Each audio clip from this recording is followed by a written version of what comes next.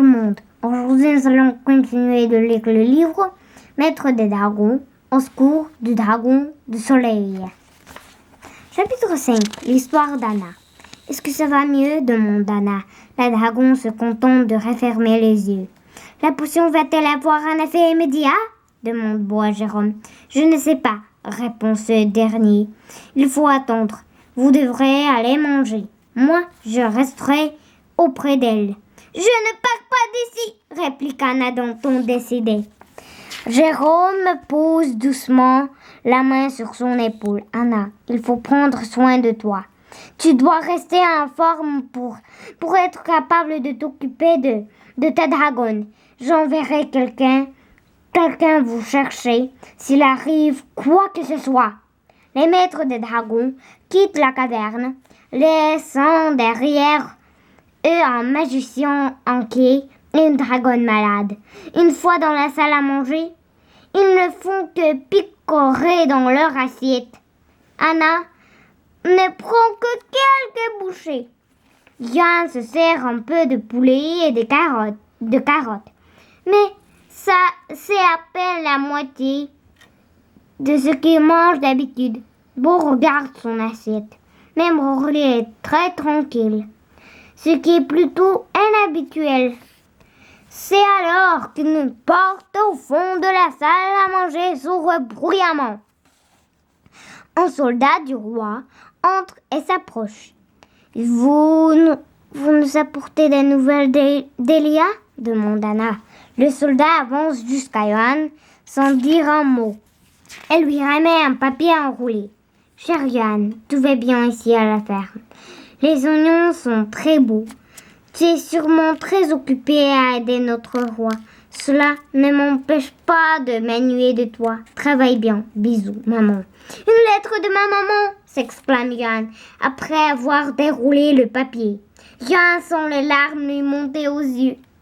Il sait bien que son travail auprès du roi est important, mais sa mère lui manque. J'aimerais tellement parler de nos dragons à ma famille, dit Johan.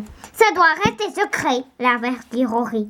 Et moi, j'aimerais que mon père m'écrive plus souvent, dit Anna. J'aimerais qu'il me raconte ses aventures. Quelle sorte d'aventure demande Beau. Ils vendent de très belles étoffes partout dans le monde, explique-t-elle. Ils voyagent dans des pays très lointains. Nous habitons près des pyramides et nous y allons souvent. Qu'est-ce que c'est une pyramide demande Rory. C'est là où le corps d'un roi repose lorsqu'il est mort. C'est un bâtiment qui a une drôle de forme, un peu comme ceci. Précise Anna en formant un triangle avec ses mains. Il n'y a rien de plus haut et de plus grand. Les aventures de ton père ont l'air passionnantes, dit Johan. Oh oui, répond Anna en soupirant. Mais ce qu'il fait est dangereux. Beaucoup de voleurs parcourent des routes à la recherche des marchandises, comme les belles étoffes de mon père. Ils vont même parfois voler l'or et les trésors cachés dans les pyramides. C'est pour cela que mon père n'est pas opposé lorsque les hommes du roi Roland sont venus de me chercher. Il savait que je serais plus en sécurité ici. Anna semble un peu triste. Beau reste silencieux. J'ai l'impression que tout le monde s'ennuie autant que moi de sa maison, se dit Johan. Après le souper, Johan et Beau montent dans la chambre qu'ils partagent. Johan s'installe dans son lit et s'endort aussitôt. Il rêve de rivières et de tombeaux géants en forme de triangle. Puis, dans son rêve, le ciel de désert devient vert, d'un vert en plus intense.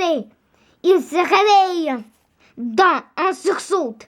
La pierre du dragon accrochée à son cou brille intensement. L'ombric a besoin de moi.